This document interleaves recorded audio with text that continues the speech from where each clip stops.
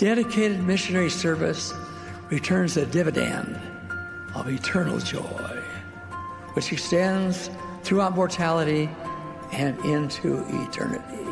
I want it absolutely clear that I declared to the world, in the most straightforward language I could summon, that the Book of Mormon is true. True disciples of Jesus Christ are willing to stand out, speak up, and be different. If you're not a full-time missionary with a missionary badge pinned on your coat, now is the time to paint one on your heart. God has something unimaginable in mind for you personally and the church collectively. A marvelous work and a wonder. In this church, what we know will always trump what we do not know. Missionary work is an identifying feature of the Church of Jesus Christ of Latter-day Saints. Always has it been, ever shall it be. Let us be awake and not be weary of well-doing, for we are laying the foundation of a great work, even preparing for the return of the Savior. Hey, what's up, everybody? Welcome back. If you are new here, this is the Mission Prep Podcast, and I'm just here to give you guys some advice about serving a mission for the Church of Jesus Christ of Latter-day Saints. I've been there and I've done that, and it was the best experience of my life. I think I learned and experienced more in that short time on my mission than I have in the last 8 years that I've been home now.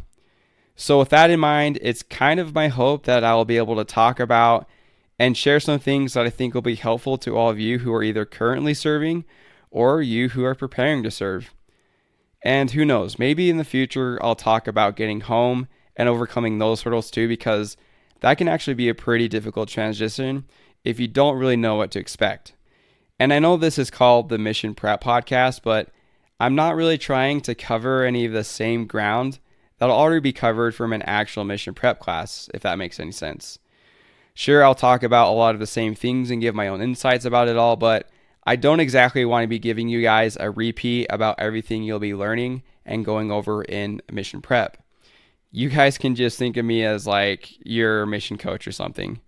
Or if that doesn't really float your boat, then I don't know. I can just be the guy who sometimes says helpful things about the missionary experience. Anyway, with that out of the way, I've actually got some pretty exciting news that I wanted to share with all of you. So if you go to the July 2023 issue of the Liahona and look under the young adult section, there you'll see an article titled "Not Easy, but Still Worth It." And if you look really closely at the fine print, you'll also see my name there because I wrote it. I know, crazy, right? So that was an article that I'd written a few years ago, and I figured, why not just submit it to the Liahona and see if they want to put it in there? And sure enough, they did. But that's not even the coolest part. The coolest part is that literally anybody can do this. I mean, I'm just some random punk kid, and they thought my words were worth sharing, so why not you too, right? I think we all have our own unique experiences and insights that are seriously worth sharing, so there's an idea for all of you guys if you ever wanted to get your voice and testimony out there somehow. Anyway, I briefly thought about just reading my article on here for you guys, but then decided that would be totally lame.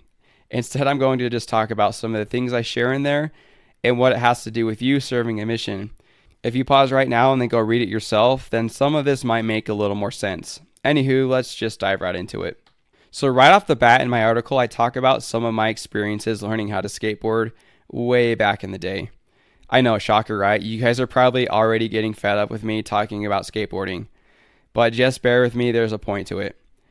Anyway, so I was maybe 10 years old with no idea what to do with this piece of plywood on wheels, but I loved watching my older cousins skate.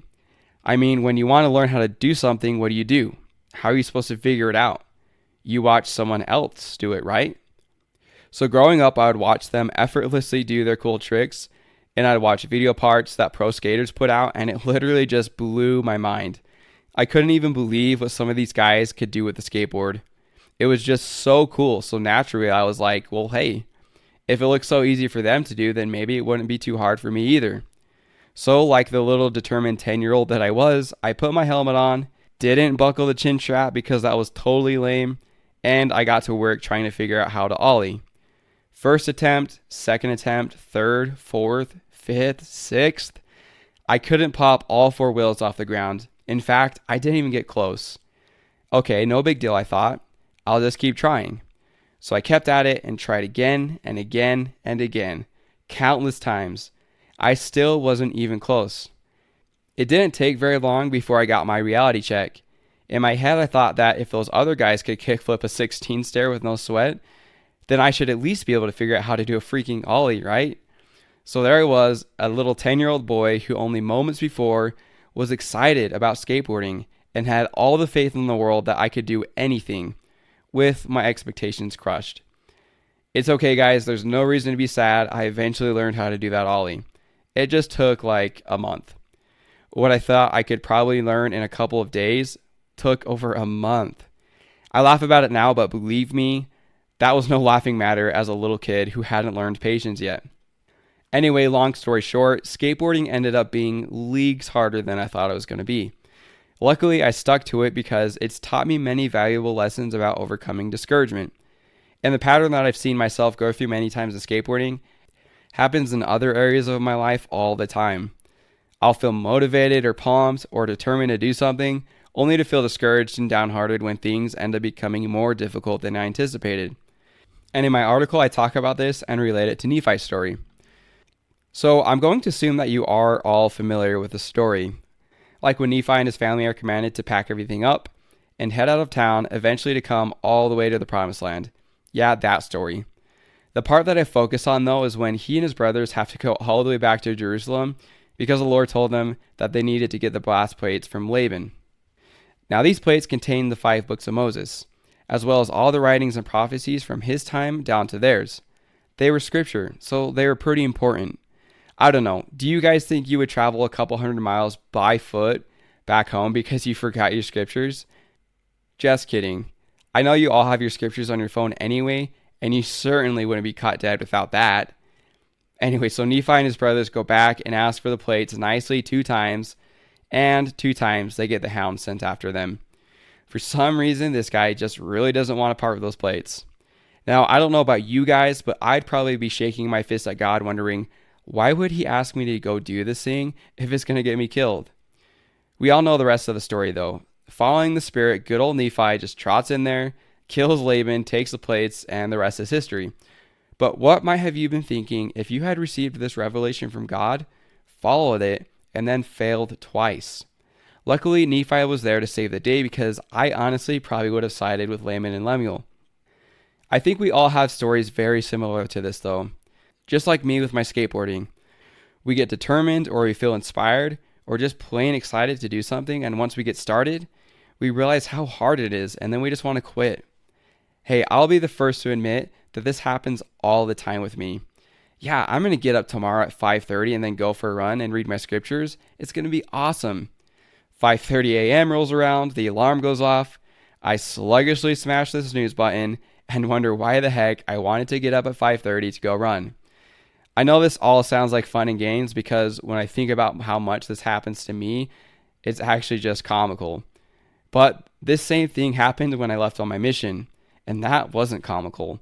God commanded me to go do this thing, and so I got all excited about it, and I was determined to go, and then when I left and got down in the trenches, I realized just how hard it was going to be, and it seriously felt like a sucker punch to the gut. Wait, I was so excited to come do this thing, because this is the Lord's work, so why is it so hard? Aren't things supposed to just work out and go smoothly if I'm following God's command? And this leads me to the last part of my article. The grand truth of this is that nothing worth it comes easy. When I look back, it makes so much sense why all those things had to be so hard. Because if they weren't, then I wouldn't have made any room for God in my life. I wouldn't have needed him. And it was the same thing for Nephi. Yes, getting the plates were super important, but I think God had to show them that there was no way they're going to be able to do it without him. So is it maybe possible that some things that God asks us to do are impossible, just so that we can learn how to rely on him and discover how he makes the impossible possible? I think that for Nephi and for me and for all of you, God has to make it clear in our minds that there is no way that we can do his work without him. And because of that, we have all the more reason to relish unexpected difficulties because they allow us to see what God can do with our lives. There's another important thing that we can learn from this too, though. This next part isn't something that I touch on in my article, but let's go back when I was first learning how to skateboard again. Remember, I was all motivated to learn some cool tricks, and then when I figured out it was going to be a lot harder than I thought, I got discouraged and then lost motivation, but for some reason, I continued to practice anyway. So what was it that helped me to stick to it? Remember that at this point, I didn't really want to do it anymore. So if motivation wasn't driving me anymore, then what was it? Why was I going to continue doing something that I didn't really want to do anymore once it got hard? It was because I had told myself that I was going to learn how to do that ollie, dang it. In other words, I had made a commitment. And I am here to tell you that while motivation is great and all, eventually it will fail you. Being committed to something, on the other hand, is the key to following through with yourself when things become difficult. Some of you might think that you need motivation in order to do hard things or things that are worth doing. But boy, do I have good news for you, because the truth is that you really don't. I know I'm speaking for myself, but I'm sure it probably rings true for most of you as well when I say that we have a hard time doing anything until we feel motivated to do it. I know this probably isn't always true, but typically we will wait to do something that we need to do until we want to do it. We usually don't do the things that we need to do until we feel like doing it. And that can be a problem if you got things deep down that you really want to accomplish, but you just don't feel like you have the motivation to do it. This is kind of like when you have a huge crush on a girl and you're just waiting and waiting until you feel determined enough to finally talk to her, or until she talks to you. I mean, either way, there's going to be no talking going on. Let's be honest. It just doesn't work that way. If you're waiting for motivation to make it happen, then it's never going to happen. It's great to try and be motivated and all, but you have to get it out of your head that you have to wait to be motivated before you do something important. Waiting on it will keep you from doing anything meaningful with your life. So the key here isn't trying to feel all motivated all the time. The key to you overcoming your obstacles, of which you will have many when you are out on your mission, is to be committed. The difference between the two is that motivation means that you want to do something, and being committed means that you do it anyway, even though you don't really feel like it in the moment. So if you feel like you aren't a very motivated person, then you are just the kind of person that is going to do amazing things with your life. Now you might be wondering how you're supposed to go about doing this. If you feel like right now you aren't a very motivated person, then you are in just the right spot to learn how to do this, because you'll be getting a lot of practice. And like with everything, with every big obstacle that you want to tackle, you have to start small. And the more you practice something, the easier it'll get. There's a quote by Ralph Waldo Emerson that I absolutely love that applies perfectly here. He says, "That which we persist in doing becomes easier to do. Not that the nature of the thing has changed, but our power to do so has increased." So good. So with that in mind, let's get to work. So if we want to become a master at being committed and following through with our plans, we've got to be persistent. And like I said before, to get started, think of a small commitment you can make with yourself and use that as practice. Say you have a hard time brushing your teeth every day. That's a perfect example. For whatever reason, maybe you're always in a hurry to get out of a door in the morning, or you're too tired at night and you just want to go to bed, so you just don't do it. You can then tell yourself that this week is going to be different. For a whole week, you're going to commit yourself to brushing your teeth every single day. You aren't going to make any excuses, and you aren't going to put it off, just for a week. That's all you have to do. By the end of the week, you'll be that much better at learning the skill, and you have greater confidence that you can follow through with your plans. And who knows, maybe brushing your teeth won't even seem like a chore anymore because you've gotten so good at it. Now you can move on to something else, and then the next thing after that. Sooner or later, you'll notice that it's becoming easier to finish what you started. And that's a good feeling. By then, you can trust that no matter what commitment you make, you will follow through with yourself because you have worked hard to obtain that skill. You don't need to rely on motivation anymore to help you keep going. Motivation will be a pleasant surprise when it comes, but you won't be afraid for when it leaves. You know that you'll be able to accomplish your dreams not because you are motivated, but because you practice the skill of doing what you value even when you don't feel like it. And you'll be all the greater missionary for it. Okay, so let's review. First, if something becomes harder than anticipated, get stoked because this means that you will need to learn to rely on God, which inevitably will allow you to see Him work miracles in your life. Second, the more you persist in practicing something, the better you get at it, and the easier it becomes. Lastly, you don't need motivation to propel you forward. You just need commitment. And you can practice obtaining this skill by starting small and then working your way up to doing greater and greater things, not because you feel like it, but because that's what's important to you. Thanks everybody for listening to this episode. Again, if you want to read my article, you can find it in the July 2023 Liahona. I hope that it can help you see that unexpected challenges can be a good thing if we allow them to be. Remember that you guys are awesome and that you've got this. I'll catch you next time. Peace.